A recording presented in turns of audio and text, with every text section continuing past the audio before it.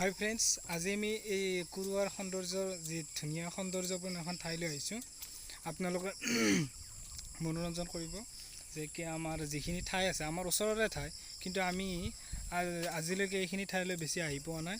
কি ধুনীয়া ঠাই, ইয়াৰ প্ৰাকৃতিক যিটো সৌন্দৰ্য, ইয়াৰ মনোৰম সৌন্দৰ্যত আমি বিলীন হৈ ভাল লাগে।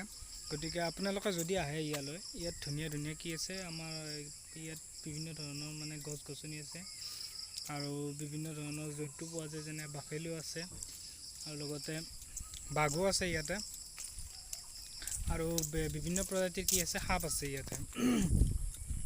আপোনালোকে যদি আহে ইয়াত বিশেষকৈ কি বুলি কয়, লেঙা যি আছে, লেঙাৰ পৰা অলপমান ভিতৰ ফালে সোমাই যায়, ভিতৰেদি গৈ আপোনালোকে এনেকৈ যদি যায়, তেতিয়াহ'লে মানে দলংখনেৰে এইফালে আহিলে এই কুৰুৱা ঠাইখন পাই যাব।